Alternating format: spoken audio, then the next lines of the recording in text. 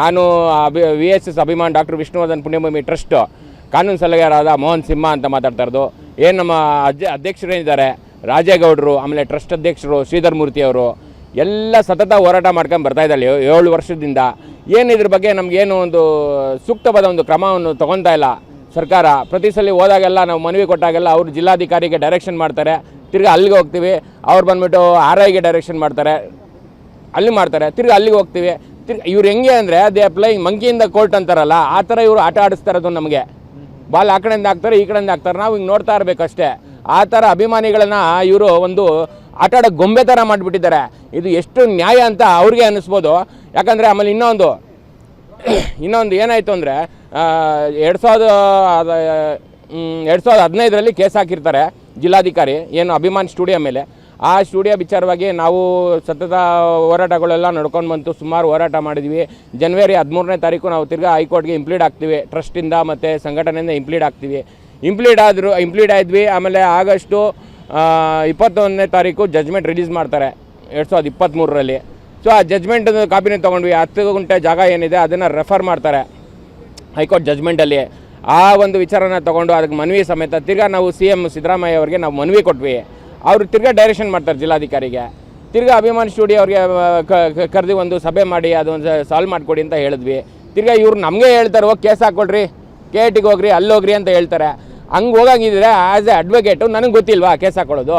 ಇದು ಕೇಸ್ ಹಾಕ್ಕೊಂಡು ದಿನ ಇದು ಎಳ್ಕೊಂಡು ಹೋಗೋಂಥ ವಿಷಯ ಅಲ್ಲ. ಇದು ಎಳ್ಕೊಂಡು ವರ್ಷಾನುಗಟ್ಟಲೆ ಎಳ್ಕೊಂಡು 14 ವರ್ಷ ಆಗೋಗ್ಬಿಟ್ಟಿದೆ ಆಗಲೇ. ಇನ್ನೂ ಎಷ್ಟು ವರ್ಷ ಎಳಿಬೇಕು? ಬೇಡ. ಇದೇನಿದೆ ಕರೆಸಿ ಅಭಿಮಾನ್ ಸ್ಟುಡಿಯೋ ಮಾಲೀಕರು ಆಗಲೇ 10 ಗುಂಟೆ ಜಾಗ ನಮಗೆ ದಾನವಾಗಿ ಕೊಟ್ಬಿಟ್ಟಿದ್ದಾರೆ, ಬರವಣಿಗೆಯಲ್ಲಿ ಬರೆದು ಕೊಟ್ಟಿದ್ದಾರೆ. ಅದನ್ನು ಸಾಲ್ವ್ ಮಾಡಿಸಿ ಸಭೆ ಕರೆಸಿ ಅದೇನಿದೆ ಆ್ಯಕ್ಚುಲಿ ಗ್ರ್ಯಾಂಟ್ ಲ್ಯಾಂಡ್ ಆಗಿರೋದ್ರಿಂದ ಅದು ಗೌರ್ಮೆಂಟ್ ಕೈಯಲ್ಲೇ ಇದೆ ಕಂಟ್ರೋಲು.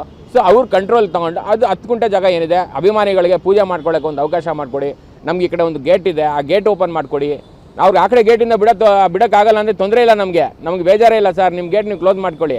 ನಮಗೇನು 10 ಗುಂಟೆ ಜಾಗದ ಏನಿದೆ ಗೇಟು, ಆ ಗೇಟ್ ಬಿಟ್ಕೊಡಿ. ಪ್ರತಿಯೊಬ್ಬರು ಅಭಿಮಾನಿಗಳು ಬರ್ತಾರೆ.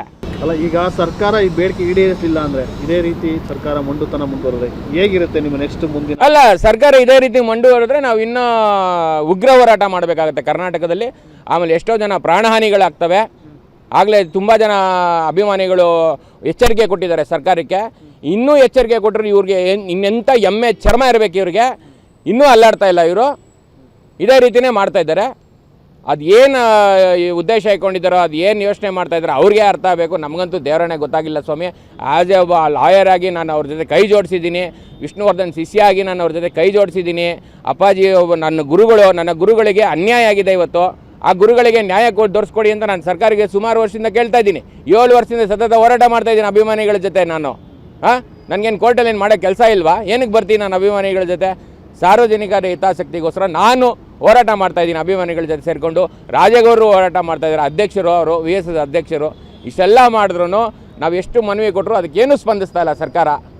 JDS ಬಂದೋಯ್ತು, BJP ಬಂದೋಯ್ತು, Congress ಬಂದೋಯ್ತು. ಇನ್ನು ಎಷ್ಟು ಜನ ಬರಬೇಕಪ್ಪ ನೀವು ಹೇಳ್ರಪ್ಪ ಹೋಗಲಿ. ನಿಮಗೆ ನೋಡಿ ಈ ಕೈ ನಿಮಗೆ ಓಟ್ ಹಾಕಿರೋದು ಕಾಂಗ್ರೆಸ್ ಗೌರ್ಮೆಂಟ್. ಇವತ್ತು ಏನಿದೆ ಇದಕ್ಕೆ ನಾನು ಇದೇ ಕೈಯಲ್ಲೇ ಓಟ್ ಹಾಕಿದ್ದೀನಿ. ನಾನೊಬ್ಬ ಮತದಾರ. ನನ್ನ ಮತದಾರನಿಗೆ ಏನು ನ್ಯಾಯ ಕೊಡ್ತಾ ಇದ್ದೀರಾ ನೀವು? ಹೇಳಿ ಸ್ವಾಮಿ, ಹೇಳಿ, ಕೊಡ್ತಾ ಇದ್ದೀರಾ? ಒಬ್ಬ ಮತದಾರನಿಗೆ ನ್ಯಾಯ ಕೊಡ್ತಾ ಇಲ್ಲ. ಈ ವಿಷ್ಣುವರ್ಧನ್ ಅವರು ಇವರು ಮತದಾರರೇ. ಇವರು ನಮ್ಮ ಇಂಡಿಯನ್ ಕಾನ್ಸ್ಟಿಟ್ಯೂಷನಲ್ಲಿ ಏನೊಬ್ಬರ ಡೆಮೊಕ್ರೆಟಿಕ್ ಕಂಟ್ರಿಯಲ್ಲಿ ಇವರೊಬ್ಬರು ಮತದಾರರಾಗಿರ್ತಾರೆ. ಇವರು ನಿಮ್ಗೆ ಓಟ್ ಹಾಕಿರ್ತಾರೆ, ಅವರೊಬ್ಬರು ಮತದಾರರೇ. ಅವ್ರಿಗೆ ನ್ಯಾಯ ಕೊಟ್ಟಿದ್ದೀರಾ ನೀವು? ಮತ್ತು ಏನು ಮಾಡ್ತಾಯಿದ್ದೀರಾ ಹೇಳಿ? ಇನ್ನೂ ಎಷ್ಟು ಹೋರಾಟ ಮಾಡಬೇಕು ನಾವು? ಏನು ಪ್ರಾಣ ಕೊಟ್ಬಿಡೋಣ ಅಂತ ಹೇಳಿ ಸ್ವಾಮಿ. ಬೇಕಂದ್ರೆ ಕೊಟ್ಬಿಡ್ತೀನಿ ನಾನು ವಿಧಾನಸೌಧ ಮುಂದೆ, ಪ್ರಾಣ ಬಿಟ್ಬಿಡ್ತೀನಿ ಬೇಕಂದರೆ. ನಾನು ಒಬ್ಬ ನಿಜವಾಗ್ಲೂ ಹೇಳ್ತೀನಿ, ಒಬ್ಬ ಲಾಯರು ಏನಾರ ಪ್ರಾಣ ಕೊಟ್ಟರೆ ಇಡೀ ದೇಶಕ್ಕೆ ಅವಮಾನ ಅಂತ ಹೇಳ್ತೀನಿ ನಾನು. ಇದಕ್ಕಿಂತ ನಾನು ಒಂದು ಹೇಳೋಕ್ಕೆ ನನಗೆ ಭಾಳ ಬೇಜಾರಾಗಿದೆ ಸರ್. ಅಷ್ಟು ನನಗೆ ಬೇಜಾರಾಗಿದೆ. ನಾನು ಯಾವುದೇ ಒಂದು ಪೊಲೀಸ್ ಅಧಿಕಾರಿಗಳ ಕಚೇರಿಗಳಿಗೆ ಹೋಗಲಿ, ಲಾಯರ್ಗಳ ಕಚೇರಿಗಳಿಗೆ ಹೋಗಲಿ, ಹಾಸ್ಪಿಟಲ್ಸ್ಗೆ ಹೋಗಲಿ, ಎಲ್ಲ ಕೇಳೋದೇನು ಗೊತ್ತಾ ನನಗೆ?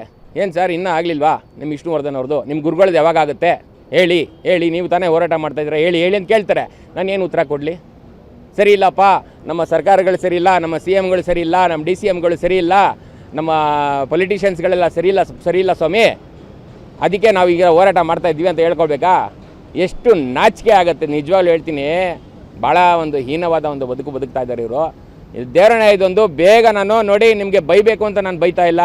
ನಾನು ದೇವರಣೆಗೂ ಹೇಳ್ತೀನಿ, ನಿಮ್ಮ ಮೇಲೆ ನಮ್ಮ ಗುರುಗಳ ಮೇಲೆ ಒಂದು ಗೌರವಕ್ಕೋಸ್ಕರ ನಾನು ನಿಮಗೆ ಮನವಿ ಮಾಡ್ತಾಯಿದ್ದೀನಿ. ಈಗಲೂ ಕಾಲ ಮಿಂಚಿಲ್ಲ. ಅಭಿಮಾನ್ ಸ್ಟುಡಿಯೋ ಅವ್ರನ್ನ ಕರೆಸಿ ಒಂದು ಸಭೆಗೆ ಕೂರಿಸಿ 10 ಗುಂಟೆ ಜಾಗ ಅವರೇ ಖುದ್ದಾಗಿ ಬರೆದು ಕೊಟ್ಟಿದ್ದಾರೆ. ಪಾಪ ಅವ್ರು ಅವಾಗ್ಲೂ ಹೇಳಿದರು, ನಾವು ಸರ್ಕಾರಕ್ಕೆ ನಮಗೆ ದಯವಿಟ್ಟು ನಮಗೆ ಒಂದು ಸಭೆ ಕರೆಸಿ, ನಮ್ದು ಏನೋ ಒಂದು ಮನವಿಗಳಿದ್ದಾವೆ, ನಮ್ಮ ಗೊಂದಲಗಳಿದ್ದಾವೆ, ಅದನ್ನೆಲ್ಲ ಬಗೆಹರಿಸ್ಕೋಬೇಕು, ನಾವು ಹೇಳ್ಕೋಬೇಕು ನಿಮ್ಮ ಹತ್ರ, 10 ಗುಂಟೆ ಜಾಗ ಬಗೆಹರಿಸ್ಕೊಡಿದ್ದು ಸ್ವಾಮಿ ಅಂತ ಎಲ್ಲ ಕೇಳ್ಕೊಂಡಿದ್ರು. ಏನು ಯಡಿಯೂರಪ್ಪ ಗೌರ್ಮೆಂಟ್ ಅವರು ಇತ್ತಲ್ಲ ಅವಾಗ CM ಆಗಿದ್ರು ಯಡಿಯೂರಪ್ಪ ಅವರು. ಆವಾಗಲೂ ಏನು ಸ್ಪಂದನೆ ಆಗಲಿಲ್ಲ, ಆಗಲೂ ಮನವಿ ಕೊಟ್ಟಿದ್ದೀವಿ. ಹಿಂಗೇ ನಡೀತದೆ ಸರ್. ಇನ್ನೇನು ಹೇಳೋಣ ಸರ್, ಇನ್ನೇನು ಹೇಳೋಣ ಹೇಳಿ ಸರ್, ಕತ್ಕೊಯ್ಬೇಕಷ್ಟೇ, ಅದೊಂದು ಬಾಕಿ ಇದೆ ಸರ್. ಅದಕ್ಕೆ ನಾವು ರೆಡಿ ಇದ್ದೀವಿ, ಅದು ಮಾಡಿಬಿಡ್ತೀವಿ ಬೇಕಂದ್ರೆ ನಮ್ಮ ವಿಷ್ಣು ಗುರುಗಳಿಗೋಸ್ಕರ. ಸ್ವಾದಿಷ್ಟತೆಯ ಸ್ವಾದ, ತಾಜಾತನದ ಆಹ್ಲಾದ, ಉತ್ತಮ ಆರೋಗ್ಯ ಮತ್ತು ಹೆಚ್ಚಿನ ರೋಗ ನಿರೋಧಕ ಶಕ್ತಿಯ ವೃದ್ಧಿಗೆ ಈಗ ನಿಮಗೆ ಸಿಗುತ್ತಿದೆ ಉತ್ತಮ ಗುಣಮಟ್ಟದ ಪೌಷ್ಟಿಕಾಂಶ. Shri Vaidik millet health mix, ಇದು ಸಿರಿಧಾನ್ಯಗಳ ಸಂಪತ್ತು.